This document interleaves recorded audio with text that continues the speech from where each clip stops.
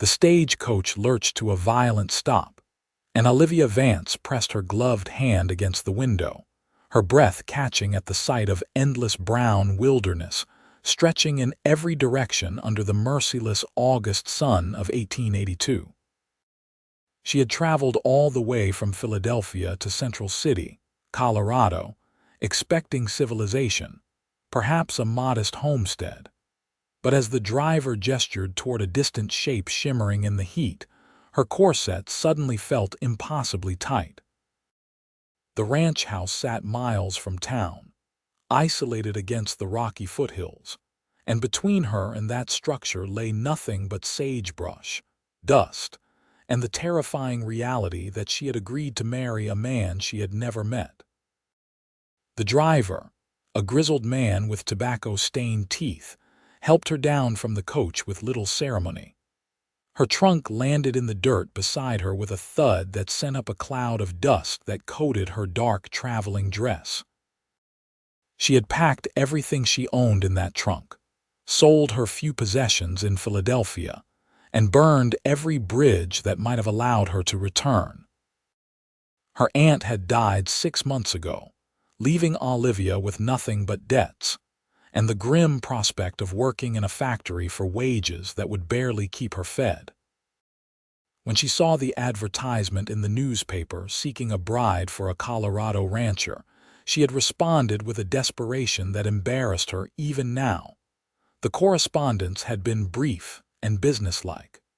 Franklin Quinn, age 26, owned a cattle ranch in the Colorado Territory. He needed a wife to help run the household and provide companionship.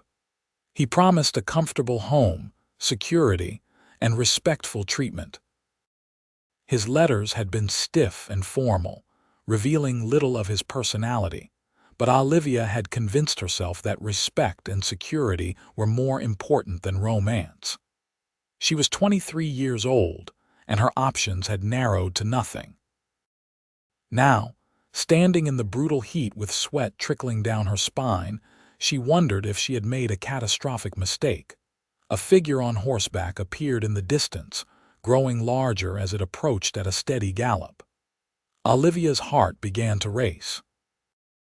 This would be Franklin Quinn, her future husband, the man who would control every aspect of her life from this moment forward. She straightened her shoulders and tried to arrange her face into something pleasant, despite the fear churning in her stomach. The rider came closer and she could make out details. He was tall in the saddle, wearing a wide-brimmed hat pulled low against the sun, a dusty shirt, and worn leather chaps. His horse was a magnificent bay with a white blaze, and the animal moved with the easy confidence of a creature well-trained and well-loved. When he was close enough, the rider dismounted in one fluid motion and approached her. Franklin Quinn removed his hat, revealing dark hair dampened with sweat, and a face that was weathered but undeniably handsome. His eyes were a startling blue against his tanned skin, and there was something cautious in his expression, as though he too was uncertain about this arrangement. He was broader in the shoulders than she had expected, with the lean, muscular build of a man who spent his days doing hard physical labor. "Miss Vance," he said, his voice deep and slightly rough. "I hope the journey was not too difficult."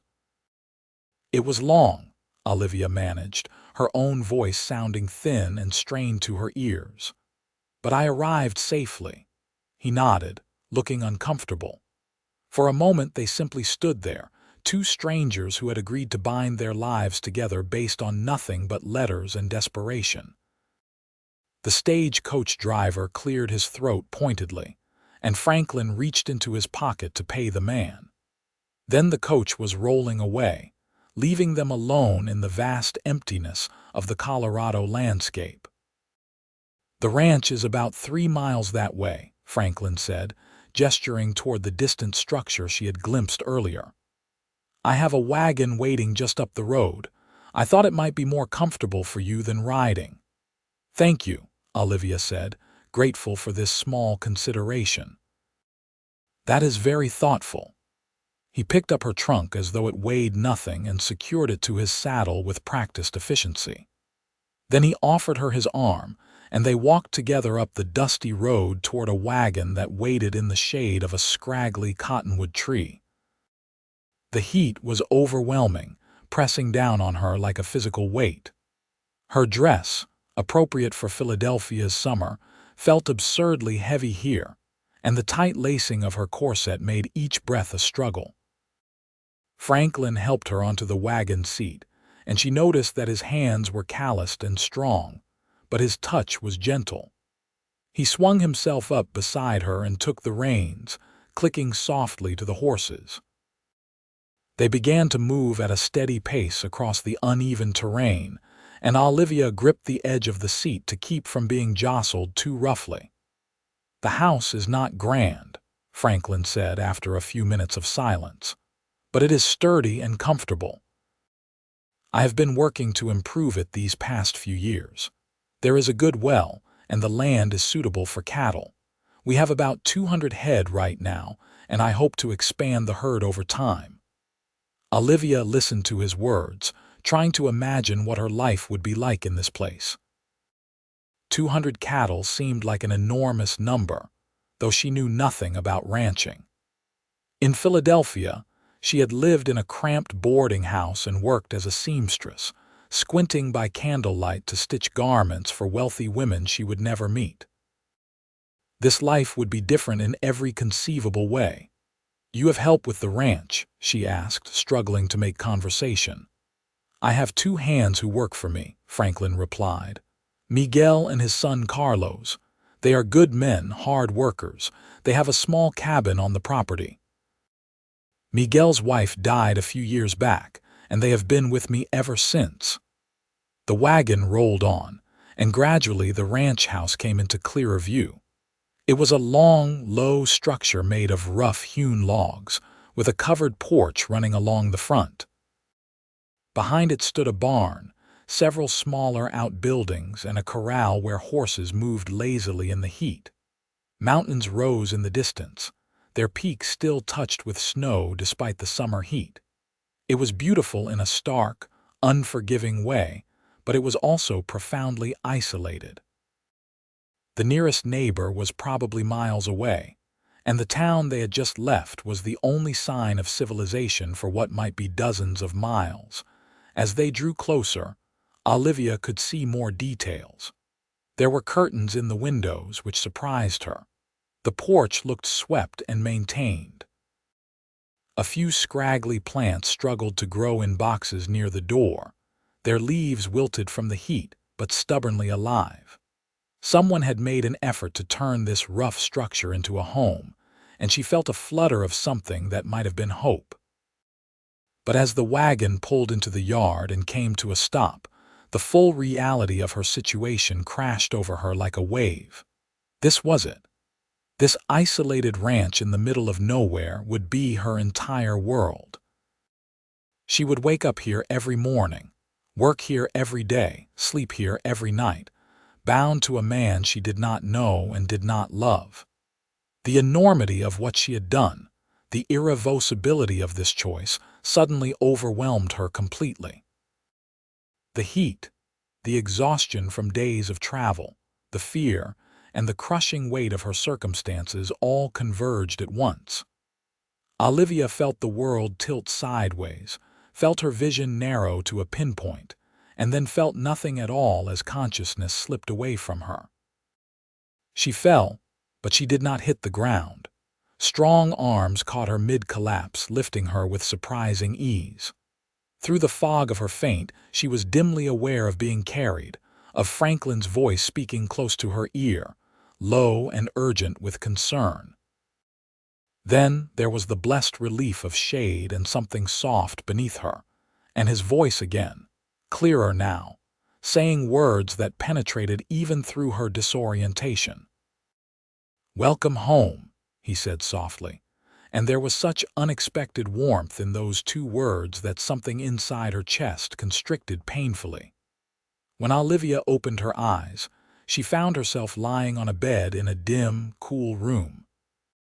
Franklin was kneeling beside her, his blue eyes filled with worry, one of his hands supporting her head while the other held a cup of water.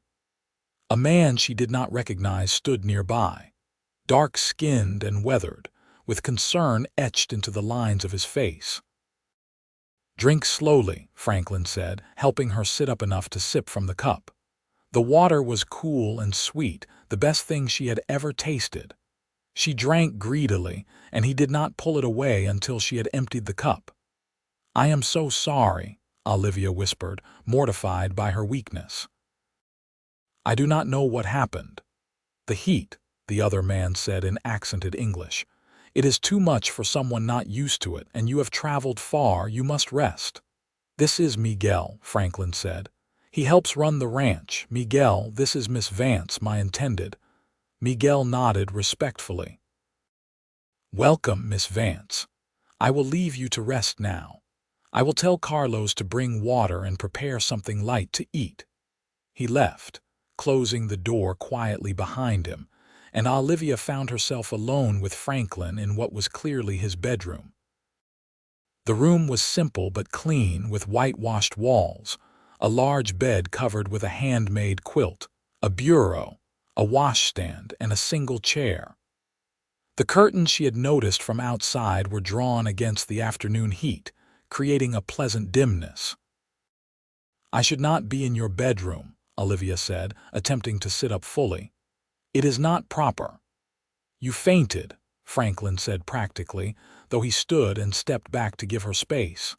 "And we are to be married. I thought comfort was more important than propriety under the circumstances." She could not argue with his logic, though her sense of decorum was still shocked. She swung her legs over the side of the bed and sat there for a moment, testing her steadiness. Her head still felt light, and her corset remained an instrument of torture. "I cannot breathe properly in this dress," she admitted, her cheeks flushing with embarrassment. "The corset is too tight for this climate." Franklin's expression remained carefully neutral. "There is a room across the hall that can be yours, at least until we marry. It has a bed and a wardrobe. I can bring your trunk there and you can change into something more comfortable. Take your time. There is no rush for anything." The kindness in his words, the patience, made tears prick at the corners of her eyes. She blinked them back fiercely, refusing to appear even weaker than she already had. "Thank you," she managed. "You are very considerate." He showed her to the room across the hall, which was smaller than his but still comfortable, with a window that looked out toward the mountains. True to his word, he brought her trunk and set it at the foot of the bed, then left her alone with a promise that he would be in the main room of the house whenever she was ready. Olivia locked the door and immediately began the process of removing her traveling dress. Her fingers fumbled with buttons and laces, clumsy with exhaustion and lingering disorientation. When she finally managed to loosen the corset, the relief was so profound that she actually gasped aloud. She stood in her chemise and drawers, breathing deeply for the first time in hours, and let tears of frustration and fear finally fall unchecked down her cheeks. What had she done? What had she been thinking? This place was so foreign, so isolated, so completely unlike anything she had known. And Franklin, while kind, was still a stranger. She would be expected to marry him, to share his bed, to bear his children, all while living in this remote ranch house miles from civilization. The weight of it pressed down on her, threatening to crush her beneath its magnitude. But crying would solve nothing. Olivia wiped her eyes and forced herself to think practically. She had no money, no means to return to Philadelphia even if she wanted to. Her aunt's debts had consumed everything, and there was no one waiting for her back east. This ranch, this life, this man were her only options now. She could either succumb to fear and despair, or she could gather her courage and try to make the best of her situation. She dug through her trunk and found a simpler cotton dress, one that did not require such tight lacing. It was pale blue and relatively plain, designed for housework rather than social occasions. She put it on along with a lighter corset that allowed her to breathe, brushed out her dark hair and pinned it up in a simple style, and splashed water from the washstand on her face. When she looked in the small mirror above the basin, she saw a pale, frightened young woman staring back at her, but at least she looked composed.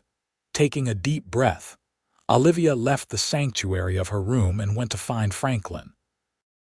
The main room of the house was larger than she had expected, with a stone fireplace dominating one wall, a sturdy table with 6 chairs, shelves lined with books, and a rocking chair positioned near the hearth. The floor was made of smooth planks that showed signs of careful maintenance, and there were more of those simple curtains at the windows. The room opened into a kitchen area where she could see a cast iron stove, a sink with a pump, and various cooking implements hanging on hooks. Franklin was standing at the kitchen table, slicing bread with methodical care. He looked up when she entered and seemed relieved to see her on her feet. "You look better," he said. "Are you feeling steadier?" "Yes, thank you," Olivia replied. "I apologize again for my weakness." "It was not weakness," Franklin said firmly. "You have traveled nearly 2,000 miles to a place completely unfamiliar to you in the middle of summer, to marry a man you have never met. If you had not fainted, I would have thought you made of stone rather than flesh and blood." His words, delivered in that straightforward manner, made her feel marginally better. She approached the table and saw that he had laid out bread, cheese, some cold meat, and fresh tomatoes. Her stomach, which had been tied in knots all day, suddenly reminded her that she had not eaten since early morning. "Please sit," Franklin said, pulling out a chair for her. "Eat whatever you like. Miguel's son Carlos keeps a garden and the tomatoes are particularly good right now." They sat together at the table and ate in a silence that was not quite comfortable, but not entirely awkward either. Olivia found that once she started eating, she was ravenous. The bread was fresh and hearty, the cheese sharp and satisfying, and the tomatoes indeed were delicious, still warm from the sun and bursting with flavor. Franklin watched her eat with what seemed like satisfaction. "I am glad you have an appetite," he said.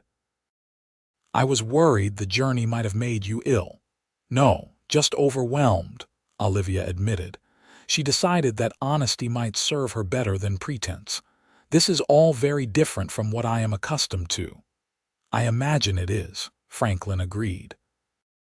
He leaned back in his chair, studying her with those unsettling blue eyes. "I grew up on a ranch in Texas, so this life is all I have ever known, but I understand it must seem strange and perhaps frightening to someone from a city." "Tell me about it," Olivia said impulsively. "Tell me about your life here, about what you do, about what will be expected of me. The letters told me so little." Franklin nodded slowly. "I am not much for writing," he admitted. "Words come hard to me on paper, but I can tell you now if you truly want to know."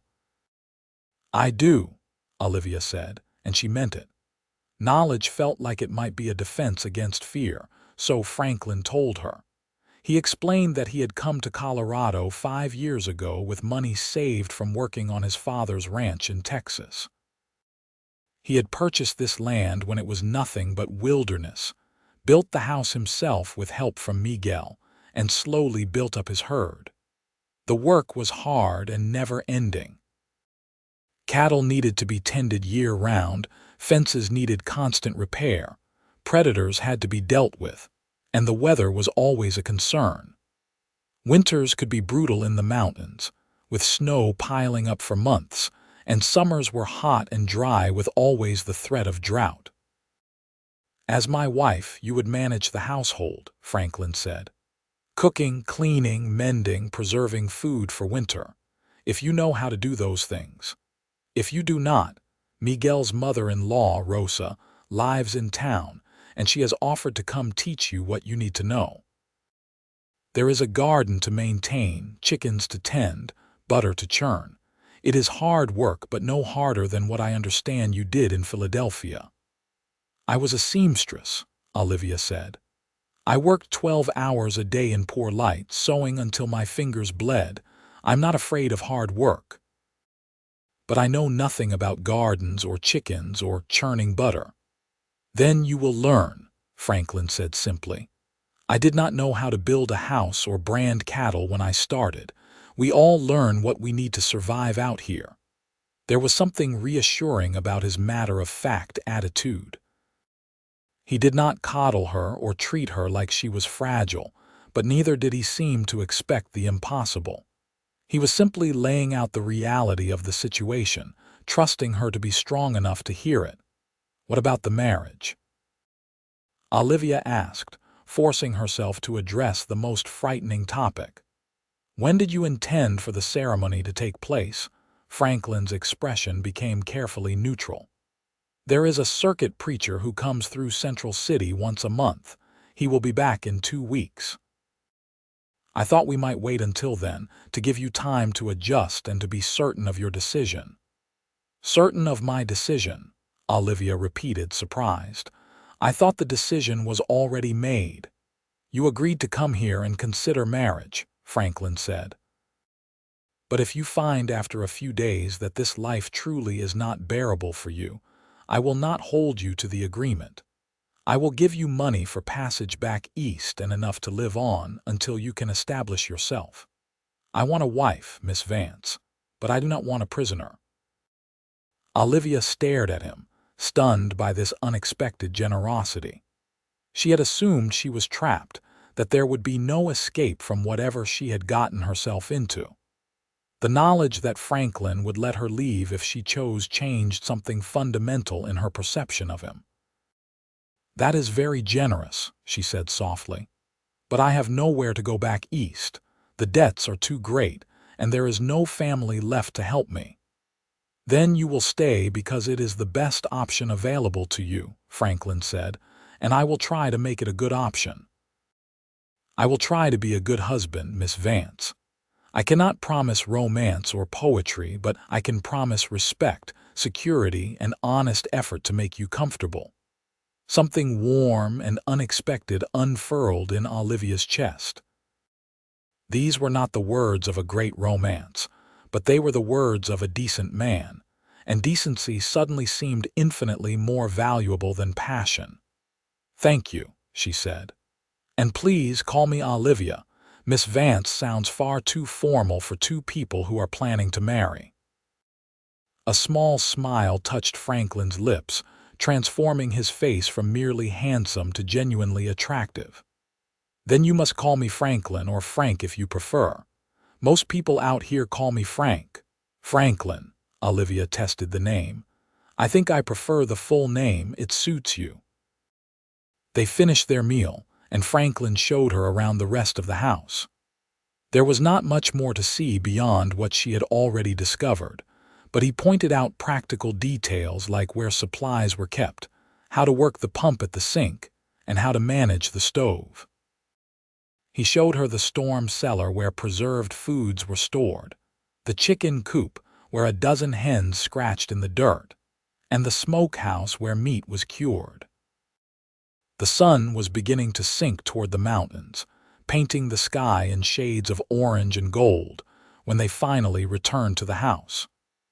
The air had cooled slightly, becoming more bearable, and Olivia found herself actually appreciating the vast landscape rather than feeling threatened by it. There was a beauty here, stark and uncompromising, but beautiful nonetheless. "I need to check on the cattle before full dark," Franklin said. "Will you be all right here alone for a while? Miguel and Carlos are in the barn if you need anything." "I will be fine," Olivia assured him. "I think I might sit on the porch for a while and watch the sunset." Franklin nodded and headed toward the barn to saddle his horse. Olivia settled into a chair on the porch, grateful for the gentle evening breeze, and watched as he rode out toward the distant hills where the cattle grazed. He sat his horse with easy confidence, man and animal moving together as one, and she felt a flutter of something she could not quite name as she watched him disappear into the gathering dusk. The first stars were appearing in the vast Colorado sky when Franklin returned. Olivia had remained on the porch, mesmerized by the sheer number of stars visible without the light pollution of a city. She had never seen anything like it, had never imagined the sky could hold so much light. Franklin joined her on the porch, settling into the chair beside hers with a tired sigh. He smelled of horse and leather and the clean scent of sage, and Olivia found it not unpleasant. "The cattle are settled for the night," he said. "We have been fortunate with predators this summer, lost only 2 calves to mountain lions, which is better than most years. Is it dangerous?" Olivia asked. "Riding out alone in the dark, it can be," Franklin admitted. "But I know this land well and my horse is sure-footed. I try to be careful." They sat together in companionable silence, watching the stars emerge one by one. Olivia felt exhaustion pulling at her, the long day finally catching up with her completely. "You should rest," Franklin said, as though reading her thoughts. "Tomorrow will be soon enough to begin learning your way around. For tonight, just sleep and recover from your journey." Olivia stood, steadying herself on the porch railing.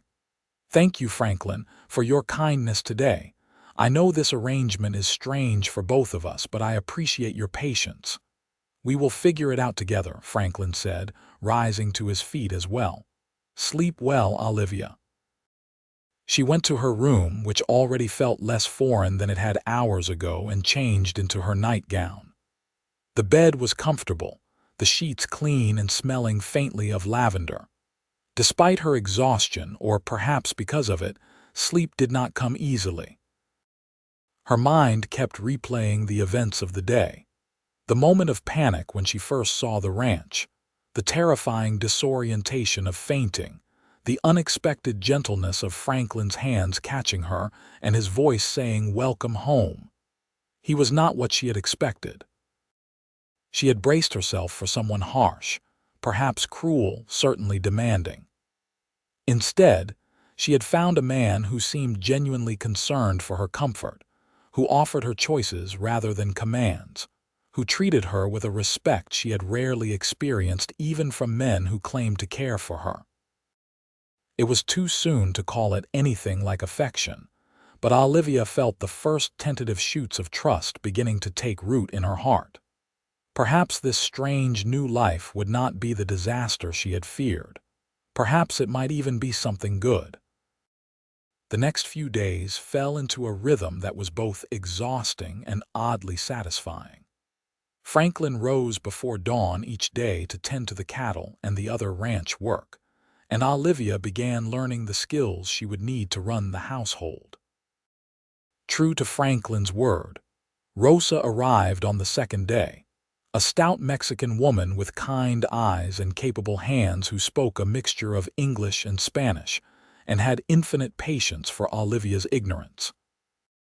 Rosa taught her how to coax the stove to the right temperature, how to knead bread dough until it had the proper texture, how to collect eggs without getting pecked by irritable hens, and how to preserve vegetables for the winter months ahead. The work was hard and the heat still oppressive, but Olivia found satisfaction in mastering each new skill. By the end of the first week, she could produce a passable loaf of bread, and the small triumph made her ridiculously proud.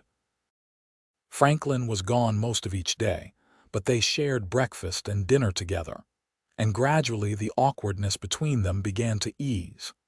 He was not a talkative man by nature, but he answered her questions patiently, and sometimes volunteered stories about the ranch or his past. She learned that he was the youngest of 4 brothers, that his mother had died when he was 12, and that he had left Texas because he wanted to build something of his own rather than live in his father's shadow. Olivia, in turn, told him about her life in Philadelphia, about her aunt who had raised her after her parents died of influenza, about the grinding poverty of the boarding house and the endless monotony of sewing. She told him about the constant fear of falling even further into destitution, of ending up on the streets or in the poorhouse, and how that fear had driven her to answer his advertisement. "I understand that fear," Franklin said one evening as they sat together on the porch after dinner. "The fear of losing everything, of failing. It is why I work as hard as I do, why I cannot rest even when I am exhausted. This ranch is everything I have built, everything I am. If I lose it, I lose myself." "You will not lose it," Olivia said with more confidence than she felt. "You are too determined, too capable." He looked at her with surprise, as though unaccustomed to receiving encouragement, and something in his expression made her heart beat faster. "I hope you are right," he said quietly. The 2 weeks passed more quickly than Olivia would have thought possible. The day before the circuit preacher was due to arrive in Central City, Franklin asked her to take a walk with him in the evening when the worst of the heat had passed. They walked away from the ranch buildings, following a narrow path that led up into the foothills. The landscape was painted in shades of gold and amber in the slanting sunlight, and the mountains rose majestically against the deepening blue of the sky. When they reached a flat outcropping of rock that overlooked the ranch and the valley beyond, Franklin stopped and turned to face her. His expression was serious, almost troubled. "Olivia," he began, then paused as though searching for words. "Tomorrow the preacher will be in town. If you still wish to proceed with the marriage, we can go and have the ceremony performed. But I want you to be certain. I want you to choose this freely, not because you feel trapped or obligated." Olivia had known this conversation was coming, had been thinking about little else for days. The truth was that she still barely knew Franklin, despite their shared meals and conversations. She could not claim to love him, not in the passionate sense that novels described, but she respected him, trusted him, and found herself increasingly drawn to his quiet strength and unexpected kindness. "I am certain," she said firmly. "I choose this, Franklin. I choose you and this life. I cannot promise that I will never be afraid or overwhelmed, but I can promise that I will try my best to be a good wife to you." Relief washed over Franklin's face, so profound that Olivia realized he had genuinely been worried she might refuse. "I will try my best to be a good husband," he said. "I know I am not easy to live with. I work too much. I am not good with words, and this life is harder than anything you have known. But I will provide for you and protect you, and I will treat you with respect always." "That is all I ask," Olivia said. Franklin reached out and took her hand, the first time he had initiated physical contact beyond the necessity of helping her into wagons or steadying her. His hand was large and warm, calloused from work but gentle in its grip. They stood there on the rock outcropping, hands clasped, watching the sun sink toward the mountains, and Olivia felt something shift inside her. This was real now, truly real, and the knowledge was both frightening and exhilarating. The next morning they dressed in their best clothes and rode into Central City in the wagon. Olivia wore the nicest dress she owned, a dark green silk that had been her aunt's and that she had carefully altered to fit herself. Franklin wore a clean white shirt, a vest, and trousers that looked stiff with newness, and Olivia realized he must have purchased them specifically for the occasion. Central City was larger than she had realized when she first arrived, with several streets lined with wooden buildings, a few brick structures that spoke of permanence and prosperity, and the constant activity of a mining town in its prime. The mountains around the town were scarred with mine entrances, and she could see the skeletal structures of mining equipment on the hillsides. The church was a simple white building with a bell tower, and the circuit preacher, Reverend Thompson, was a middle-aged man with kind eyes and a booming voice that seemed designed to carry across open spaces. Miguel and Rosa served as witnesses, along with Carlos, who stood awkwardly in his clean shirt and tried not to stare at Olivia. The ceremony was brief and simple. Reverend Thompson spoke about the sanctity of marriage, the importance of commitment, and the need for both husband and wife to work together in partnership. Franklin and Olivia repeated the vows, traditional words that had been spoken by countless couples before them, and when Franklin slipped a simple gold band onto her finger, Olivia felt tears prick at her eyes. "You may kiss your bride," Reverend Thompson said with a smile. Franklin hesitated for just a moment, then leaned down and pressed a chaste kiss to Olivia's lips. It was brief and almost formal, but it sent a shiver through her nonetheless. When he pulled back, his ears were red, and she realized he was as nervous as she was. They signed the register, accepted congratulations from Rosa and Miguel, and then returned to the wagon for the ride back to the ranch. As they left Central City behind, Olivia looked down at the ring on her finger, still not quite believing it was real. She was married now, bound to this man and this place by law and by choice. "Are you all right?" Franklin asked, glancing at her with concern. "Yes," Olivia said, and she meant it, just adjusting to the reality of it. "I know we married for practical reasons," Franklin said slowly, keeping his eyes on the road. "But I meant the vows I spoke, Olivia. I intend to honor them fully." "As do I," Olivia replied. When they returned to the ranch, Rosa had prepared a special dinner in celebration, and they ate together with Miguel and Carlos, a simple feast that felt momentous nonetheless. There was roast chicken, fresh vegetables from the garden, bread that Rosa had made specially, and even a cake sweetened with precious sugar and flavored with vanilla. After dinner, Miguel and Rosa left with Carlos, returning to their cabin, and Franklin and Olivia were alone in the house. The reality of their wedding night hung between them, unspoken but impossible to ignore. Olivia's heart was racing, her hands trembling slightly as she cleared the dinner dishes. Franklin came up beside her at the sink and gently took a plate from her hands. "Leave those," he said quietly. "They can wait until morning." Olivia turned to face him, her back against the counter, and found him standing closer than she had expected. She could see the flecks of darker blue in his eyes, could smell the clean scent of the soap he had used to wash before dinner. "I am nervous," she admitted in a whisper. "So am I," Franklin said, and the honesty of it made her relax fractionally. "We do not have to do anything you are not ready for, Olivia. We can wait, take our time." But Olivia shook her head. "No," she said. "We are married now. I want to be your wife fully, not just in name." Franklin's eyes darkened with something that might have been desire.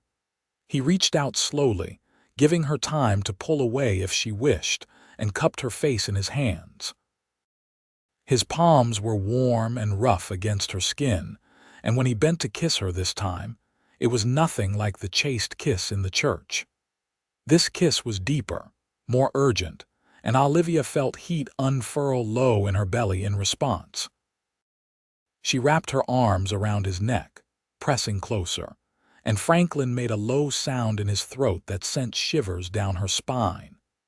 He broke the kiss, only to sweep her up into his arms, carrying her toward his bedroom just as he had carried her on that first day when she fainted. But this time there was no fear, only anticipation and a surprising eagerness. Franklin set her down beside the bed and began to undo the buttons of her dress with fingers that trembled slightly. Olivia helped him, suddenly impatient with the layers of fabric that separated them. When she finally stood before him in only her chemise and drawers, his gaze traveled over her with undisguised appreciation. "You are beautiful," he said, his voice rough with emotion. I thought so from the first moment I saw you, even covered in dust from the road." Olivia reached for the buttons of his shirt, returning the favor, and soon they were both undressed and lying together in the bed. What followed was awkward at first, both of them inexperienced and uncertain, but there was tenderness in Franklin's touch and a patience that made Olivia feel safe even in her vulnerability. When pain gave way to pleasure, she gasped against his shoulder, and Franklin held her close, murmuring reassurances and endearments that made her heart swell. Afterward, they lay tangled together in the darkness, Olivia's head resting on Franklin's chest, listening to the steady beat of his heart. His hand moved in slow, soothing strokes through her hair, and she felt more content than she could remember feeling in years. "I know we did not marry for love," Franklin said into the darkness, his voice barely above a whisper.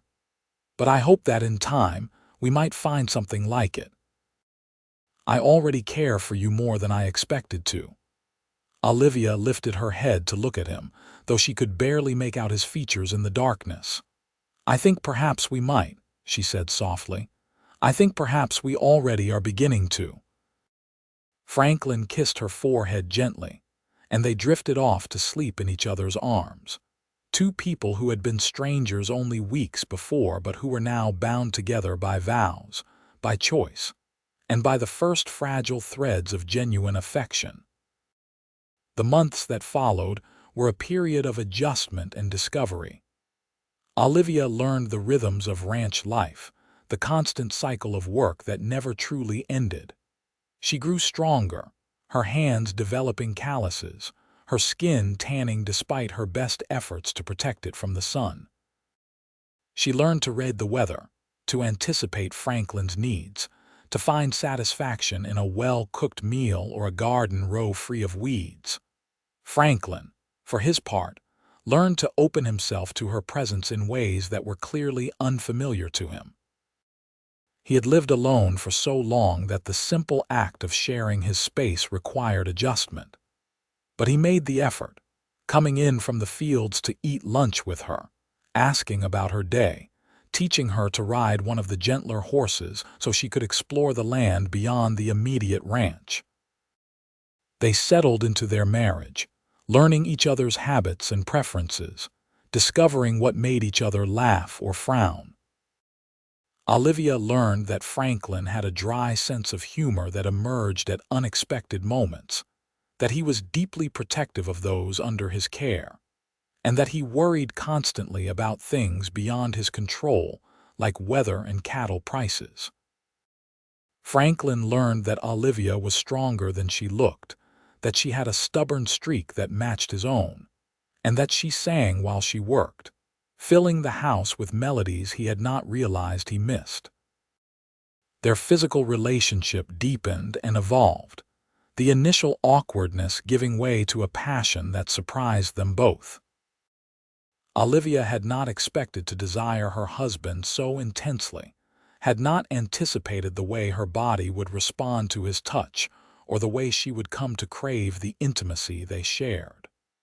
Franklin seemed equally affected, reaching for her in the night with a need that went beyond merely physical. As fall arrived and the air grew crisp, turning the aspens in the mountains to gold, Olivia began to realize she had fallen in love with her husband. It had not happened all at once, not in a sudden rush of emotion, but gradually, like water wearing away stone. She loved the way he cared for his animals with such patience, the way he treated Miguel and Carlos with respect and fairness, the way he always made sure she had everything she needed before seeing to his own comfort. She loved his quiet strength, his determination, and the unexpected gentleness he showed her in private moments. She did not know if Franklin loved her in return, though he showed her affection and consideration. He had never said the words, and she found herself longing to hear them, to know that his feelings matched the depth of hers. Winter came early to the mountains that year, with snow falling in late October and piling up in drifts around the ranch buildings. Franklin had prepared well, stockpiling hay for the cattle, preserving and storing food, and ensuring that firewood was stacked high against the house. The world contracted to the boundaries of the ranch, sometimes to the boundaries of the house itself when storms raged for days without ceasing. During those long winter nights, trapped inside by howling winds and blinding snow, Franklin and Olivia drew even closer. They sat by the fire, reading aloud to each other from Franklin's small collection of books, playing cards, talking about everything and nothing. Franklin told her stories about growing up in Texas, about learning to rope cattle from his father, about the brother who had died in the war and whose loss still haunted him. Olivia told him about her mother, who had been kind but fragile, about her father, who had been a clerk and had died when pneumonia swept through Philadelphia one terrible winter. She told him about the loneliness of her years with her aunt, the constant struggle to make ends meet, and the fear that had been her constant companion until she arrived in Colorado. "Are you happy here?" Franklin asked one evening as they sat together on the sofa he had built himself, her feet tucked under his thigh, sharing warmth. Truly happy, not just making the best of things. Olivia considered the question carefully. She thought about Philadelphia, about the cramped rooms and the endless gray skies, about the exhaustion that had been her constant state and the desperation that had driven her west. She thought about this house, this ranch, this life she was building with Franklin. It was hard work and sometimes lonely, but it was also beautiful and satisfying in ways she had never experienced before. "I am happy," she said honestly. "Happier than I ever expected to be.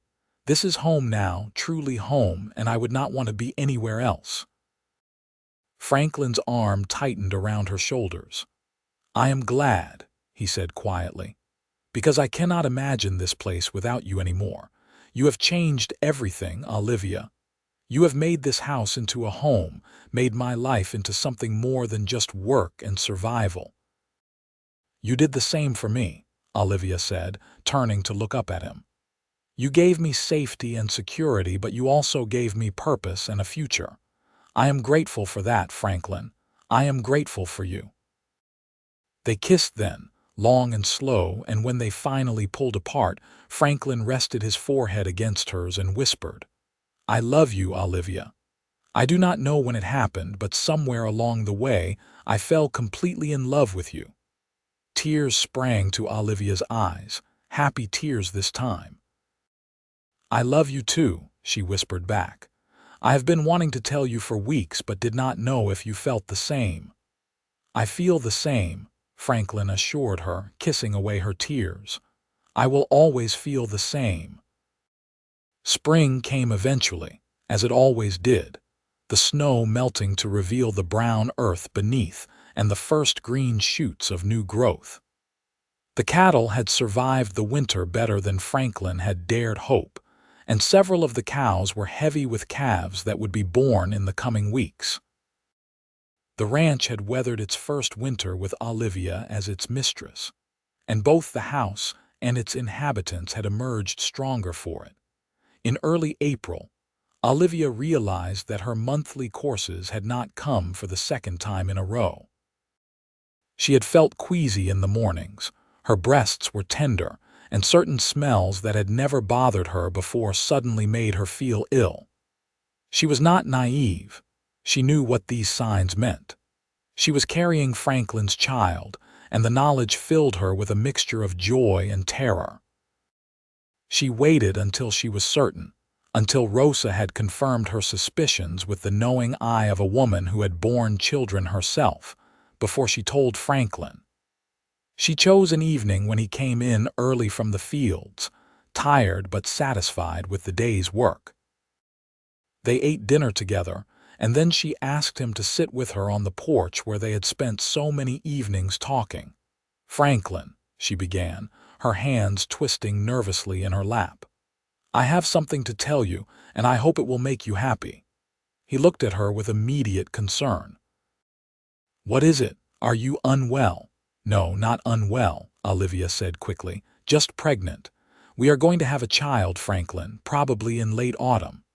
For a moment, Franklin simply stared at her, his expression unreadable. Then a slow smile spread across his face, transforming it with pure joy. "A child," he repeated as though testing the word. "We are going to have a child."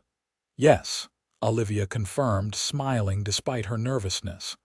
"Are you pleased?" "Pleased?" Franklin laughed, a sound of such genuine happiness that it made Olivia's heart soar. He pulled her into his arms, holding her carefully as though she had suddenly become fragile. "I am more than pleased. I am overjoyed, Olivia. A child, our child." He kissed her then, gentle and reverent, and when he pulled back there were tears in his eyes. "Thank you," he whispered. "Thank you for this gift, for giving me everything I never knew I wanted." The pregnancy progressed through the spring and into the summer. Olivia's body changed, her belly swelling with the growing child, and Franklin became even more protective than before, insisting she not overwork herself, bringing her wildflowers from the meadows, talking to her belly in the evenings as though the baby could already hear him. "I think it will be a boy," Franklin said one night as they lay in bed, his hand resting on her rounded stomach. "A strong boy who will help me run the ranch someday." "It might be a girl," Olivia countered, amused. "A daughter who will wrap you around her little finger." "Then I will have both," Franklin declared. "A whole house full of children running around, filling this place with noise and laughter." Olivia laughed at his enthusiasm, though privately she wondered if she could survive giving birth to multiple children. The prospect of childbirth terrified her, though she tried not to dwell on it. Women had been having babies since the beginning of time, and most survived the process. She would simply have to trust that she would be among the fortunate ones. As summer turned to fall and her time drew near, Rosa came to stay at the ranch, bringing with her the experience of having delivered dozens of babies over the years. Franklin moved temporarily to the spare room, giving Olivia and Rosa the larger bedroom for the birth. He paced constantly, unable to settle, checking on Olivia every few minutes until Rosa finally shooed him out of the house entirely. The labor began on a cool October evening, just as the sun was setting behind the mountains. The pain started gradually, waves of discomfort that slowly intensified into genuine agony. Olivia had thought she was prepared, but nothing could have prepared her for the reality of childbirth. Hours passed in a blur of pain and exhaustion, of Rosa's calm voice giving instructions, of her own screams that she could not suppress no matter how hard she tried. Franklin stayed outside as Rosa had instructed, but Olivia could hear him pacing on the porch, hear his worried questions every time Rosa stepped out for fresh water or clean cloths. Knowing he was there, that he was worried for her, gave her strength when she thought she had none left. Finally, after what felt like an eternity but was probably only 12 hours, Rosa gave a cry of triumph. "One more push, Olivia. The baby is almost here." Olivia gathered every scrap of strength she had left and pushed with all her might. She felt the baby slip free, felt a rush of relief so profound it made her dizzy, and then she heard the most beautiful sound in the world, her baby's first cry. "A boy," Rosa announced, wrapping the squalling infant in a clean blanket. "You have a fine, healthy son, Olivia." Tears streamed down Olivia's face as Rosa placed the baby in her arms. He was tiny and red-faced, with a shock of dark hair and lungs that clearly worked perfectly. He was the most perfect thing she had ever seen, and she felt her heart expand to accommodate a love so fierce and overwhelming that it took her breath away. "Franklin," she called weakly. "Let Franklin in. He needs to meet his son." Rosa opened the door, and Franklin burst into the room as though he had been held back by physical restraints. His eyes went immediately to Olivia, scanning her for signs of injury, and then dropped to the bundle in her arms. He approached slowly, almost reverently, and when he looked down at his son for the first time, Olivia saw tears stream unashamedly down his face. "He is perfect," Franklin whispered, reaching out with one finger to touch the baby's impossibly small hand. The infant's fingers immediately closed around his father's finger, gripping with surprising strength, and Franklin let out a choked laugh. "Look at that. He has a strong grip. He will be a rancher for certain." "What should we name him?" Olivia asked, exhausted but happier than she had ever been. Franklin thought for a moment. "What about Samuel? It was my brother's name, the one who died in the war. I would like to honor his memory." "Samuel," Olivia tested the name. "Samuel Quinn, I like it. Hello, Samuel. Welcome to the world, little one." Baby Samuel continued to cry, and Rosa showed Olivia how to nurse him, how to hold him so he could latch properly. When he finally settled and began to feed, the room fell into a peaceful quiet broken only by the baby's contented suckling sounds and the crackle of the fire in the hearth. Franklin sat on the edge of the bed, one arm around Olivia's shoulders, watching his son nurse with an expression of such profound love and wonder that it made Olivia's heart ache. This was her family now. This man she had come to love so deeply, this tiny new person they had created together, this home they were building in the wilderness.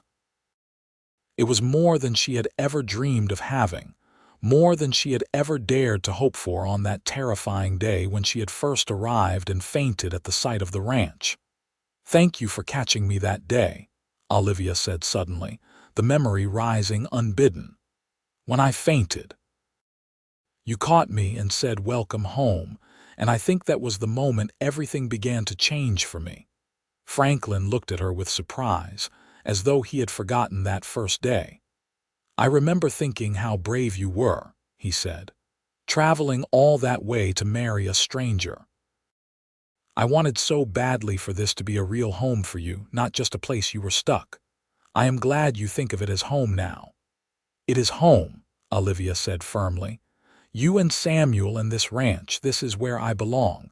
This is where my heart is." The months that followed were exhausting in entirely new ways. Samuel was a demanding baby, waking frequently in the night to nurse, crying when he was wet or hungry or simply wanting to be held. Olivia was constantly tired, her body still recovering from the ordeal of birth, while simultaneously adjusting to the endless demands of motherhood. But she was also filled with a contentment that made the exhaustion bearable. Franklin was a devoted father from the start. He held Samuel whenever Olivia needed a break, walked the floor with him when he was fussy, made silly faces to coax smiles from the baby.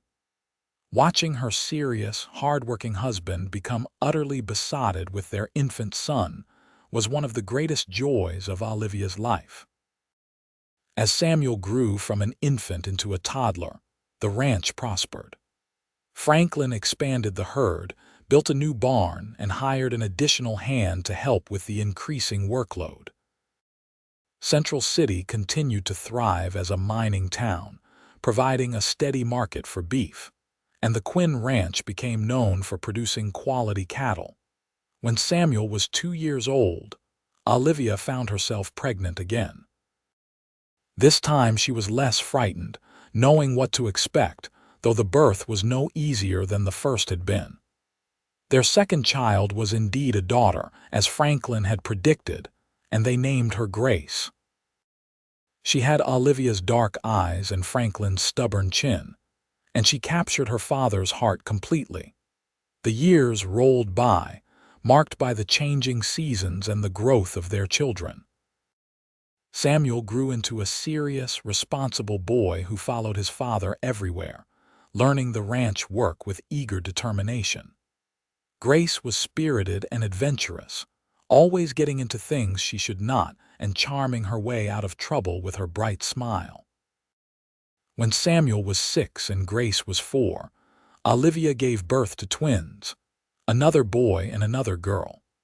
They named them Daniel and Rose, and the house that had once seemed so large now felt crowded with the happy chaos of 4 children. Franklin built an addition onto the house, adding more bedrooms and enlarging the main room, and the ranch continued to grow along with their family. Olivia sometimes thought back to that frightened young woman who had stepped off the stagecoach in Central City all those years ago, terrified and uncertain, with nothing but a trunk of belongings and a desperate hope that she had not made a terrible mistake. That woman seemed like a stranger now, someone Olivia barely recognized. She had become strong in ways she never imagined possible, capable of things that would have terrified her former self. She had learned to deliver a calf, to shoot a rifle to protect the chickens from foxes, to preserve hundreds of jars of food for winter, to care for sick children with calm competence, and to run a household that included not just her immediate family, but also the ranch hands who depended on them for work and wages. She had become a true partner to Franklin, someone he consulted on all major decisions, whose opinion he valued as much as his own. Their love had deepened over the years, maturing from that initial tentative affection into something solid and enduring. They had weathered droughts and harsh winters, the death of Franklin's father and the sickness that nearly claimed young Samuel at age 5. They had celebrated successes and supported each other through failures, and through it all, their commitment to each other had never wavered. On their 10th wedding anniversary, Franklin surprised Olivia by taking her into Central City for a rare evening away from the children. Miguel and Rosa agreed to watch the little ones, and Franklin and Olivia dressed in their best clothes and went to dinner at the finest hotel in town. After the meal, as they walked through the streets of Central City in the warm summer evening, Franklin stopped and took both of Olivia's hands in his. "You remember the day we married?" he asked. "Right here in this town in that little white church." "Of course I remember," Olivia said, smiling at the memory. "I was terrified." "So was I," Franklin admitted. "I was so afraid you would change your mind, that you would realize what a mistake you were making and refuse to go through with it." "Never," Olivia said firmly. "Even then, I knew somehow that we were meant to be together." Franklin reached into his pocket and pulled out a small velvet box. "I never properly courted you," he said. "Never gave you the romance that every woman deserves. I want to do this now, even though it is 10 years late." He opened the box to reveal a delicate necklace, a single small diamond set in gold. It was not extravagant, but it was beautiful, and Olivia knew it represented a significant expense for a rancher. "Franklin," she breathed, tears springing to her eyes. "It is beautiful." "Let me put it on you," he said, and she turned so he could fasten it around her neck. The diamond rested just at the hollow of her throat, catching the light from the street lamps. "I love you, Olivia Quinn," Franklin said, turning her to face him again. "I have loved you for so long now that I cannot remember what life was like before you. You took a lonely ranch house and made it into a home filled with love and laughter. You gave me children who are the joy of my life. You have been my partner, my best friend, and the love of my life. I would do it all again in a heartbeat, every moment, just to end up here with you."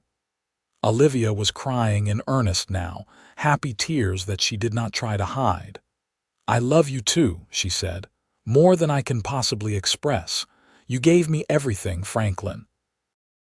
You gave me a home and a family, but more than that, you gave me the chance to become the person I was always meant to be. You saw strength in me that I did not know I had, and you loved me even when I was at my weakest."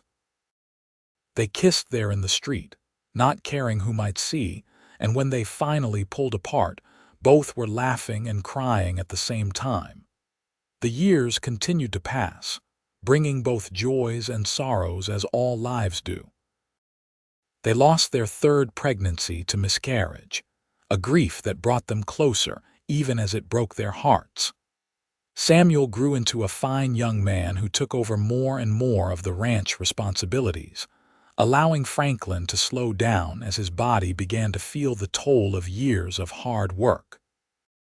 Grace married a good man from a neighboring ranch, and the wedding was a joyful celebration that brought together the entire community. Daniel showed an aptitude for business and went to Denver to study, though he always returned to the ranch for holidays and important occasions. Rose, their youngest, became a teacher in Central City, educating the children of miners and ranchers alike with patience and skill. Eventually, Samuel married a sweet girl from town and built a house on the ranch property. His first child, a boy, was born healthy and strong, making Franklin and Olivia grandparents for the first time. Holding that tiny baby in her arms, Olivia was transported back to the day she had first held Samuel, remembering the overwhelming rush of love and the fierce determination to protect this new life at all costs. "We did well," Franklin said, standing beside her as she rocked their grandson. His hair was more gray than dark now, and lines creased his face, but his eyes still held that same warmth that had drawn her to him all those years ago. "We did," Olivia agreed. "We built something good here, Franklin, something that will last beyond us." They were well into their 50s when Franklin began to slow down noticeably. His joints ached more, and he tired more easily, though he stubbornly refused to fully retire. Olivia herself felt the years in her back and hands, but she still managed the household with capable efficiency, now aided by Grace's daughter who had come to stay with them while learning to run a home of her own. One evening, as they sat together on the porch as they had done countless times over the decades, watching the sun set behind the mountains, Franklin took Olivia's hand and held it gently. "You have any regrets?" he asked quietly, "looking back on everything?" Olivia thought about the question seriously, considering all the years they had shared. She thought about the fear and uncertainty of those early days, the hard work and occasional heartbreaks, the struggles and the triumphs. "No," she said finally, "not one single regret. Everything I have experienced, everything we have built together, has been exactly what I needed and wanted. Even the hard times shaped us and made us stronger. I would not change a single moment. Not even fainting on that first day," Franklin teased gently. Olivia laughed, the sound still as bright and genuine as it had been when she was young. "Especially not that," she said. "Because that was when you caught me and said welcome home, and those 2 words changed my entire life. You made me feel welcome and wanted even before you had any reason to. You gave me hope when I had none, and you have given me love every day since." Franklin raised her hand to his lips and kissed it gently. "You are the best thing that ever happened to me," he said simply. "The very best thing." They sat together as the stars began to emerge one by one in the vast Colorado sky. The ranch spread out below them, the land they had worked and loved and passed down to their children. Lamplight glowed warmly in Samuel's house, where their grandchildren were probably getting ready for bed. The mountains stood eternal and unchanging, witnessing the passage of time, and the lives lived in their shadow. Olivia leaned her head against Franklin's shoulder, feeling his arm come around her automatically, a gesture so familiar after decades of marriage that it required no thought. This was home, had been home since that terrifying and wonderful day when she had arrived as a frightened mail-order bride and had fainted at the sight of the vast wilderness before her. Franklin had caught her then, both literally and figuratively, and he had been catching her ever since, supporting her, loving her, building a life with her that exceeded her wildest dreams. "Thank you," Olivia whispered into the gathering darkness. "For everything. For this life, for your love, for catching me when I fell." "Always," Franklin replied, his voice rough with emotion. "I will always catch you. That is what love is, Olivia. Catching each other when we fall and helping each other stand back up again." They remained on the porch long after the sun had set completely, wrapped in each other's arms and in the warmth of a love that had been tested by time and had only grown stronger. Around them, the ranch slept, the land they had claimed and made their own through years of sweat and tears and stubborn determination. Above them, the stars wheeled through the sky, marking the passage of another day, another year, another moment in the long story of their lives together.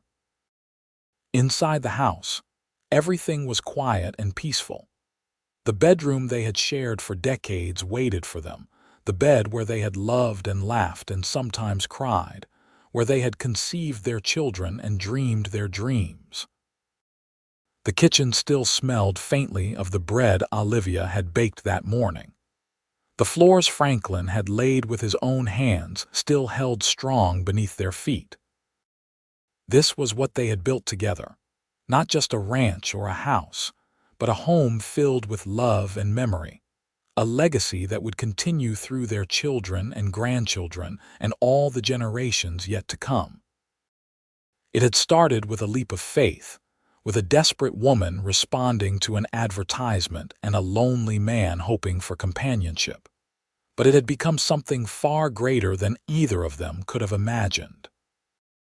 As they finally rose and went inside, Franklin paused at the doorway and looked back at the land spread out before them. "Welcome home," he said softly, just as he had said all those years ago, and Olivia felt her heart overflow with gratitude and love. "Yes," she agreed, taking his hand and stepping over the threshold. "Welcome home." They closed the door behind them, shutting out the night and sealing themselves inside the warm sanctuary they had created together. Tomorrow would bring new challenges and new joys, as all tomorrows did, but tonight they would rest in each other's arms, secure in the knowledge that they had found exactly what they had been searching for: a home, a family, and a love that would endure as long as the mountains themselves. The fire in the hearth burned low as they prepared for bed, casting dancing shadows on the walls. Franklin banked the coals carefully, ensuring warmth would last through the night, while Olivia braided her hair, now liberally streaked with silver, in the mirror. These small domestic rituals had become precious over the years, markers of the life they had built together. As they settled into bed, Franklin pulled Olivia close, her back against his chest, his arm draped protectively over her waist. This was how they slept every night, had slept for nearly 3 decades, finding comfort and security in each other's presence. "I love you," Olivia whispered into the darkness as she did every night. "I love you too," Franklin replied, his breath warm against her neck. "Always and forever." Outside, the wind whispered through the pines, carrying with it the scent of sage and the promise of seasons yet to come. The cattle settled for the night, the horses dozed in their stalls, and the ranch rested beneath the watchful gaze of the mountains. Everything was as it should be. Everything was in its proper place, and two hearts that had once been separate beat now in harmony, united by vows spoken long ago and strengthened by years of shared experience. This was their story: a mail-order bride who had fainted when she saw the ranch, and the cowboy who had caught her and said, "Welcome home." It was a story of courage and hope, of taking chances and building something beautiful from nothing. It was a story of love found in unexpected places, of two lonely people who had found each other and created a family, a home, and a legacy that would endure for generations. And as they drifted off to sleep in each other's arms, surrounded by the life they had built together, both Franklin and Olivia knew with absolute certainty that they had made the right choice all those years ago. They had taken a risk on each other, and that risk had paid off in ways neither could have possibly imagined. They had found not just companionship or security, but genuine, deep, abiding love, and that love had transformed everything. The house settled around them with the comfortable creaks and sighs of old wood, a living structure that had sheltered their family through countless days and nights. The clock on the mantel ticked steadily, marking the passage of time, but inside this room, wrapped in each other's warmth, time seemed almost irrelevant. What mattered was this moment, this love, this profound sense of belonging and contentment. In the morning, they would wake to another day on the ranch, to the endless work that never truly ceased, to the demands of family and land. But tonight they simply rested, two souls perfectly matched and perfectly content, home at last in every sense of the word. And so their story continued, not with dramatic flourishes or grand gestures, but with the quiet, steady devotion of two people who had chosen each other, and had spent every day since making that choice worthwhile. From that first moment when Franklin had caught Olivia as she fainted and whispered, "Welcome home," to this peaceful night decades later, their love had been the constant thread binding everything together. The ranch would endure, passed from their hands to their children's and beyond. The land would remain, eternal and unchanging despite the passage of human lives. But the love they had built, the family they had created, the home they had made together would live on in the hearts and memories of all those who came after them. A testament to the power of taking chances, of opening one's heart, and of building something beautiful from the raw materials of hope and determination. As the night deepened and silence settled over the ranch, Franklin and Olivia slept peacefully, their breathing synchronized, their bodies fitted together as perfectly as they had been for 30 years. They had traveled far from those uncertain beginnings, but the journey had been worth every difficult step, every moment of doubt, every challenge overcome. They had found their home in this place and in each other, and that home was filled with love, laughter, and the deep satisfaction of a life well lived together. It was everything they had needed, everything they had hoped for, and so much more than either had dared to dream on that hot August day in 1882, when a frightened mail order bride had stepped off a stagecoach and into the arms of the man who would become her whole world. Welcome home, indeed.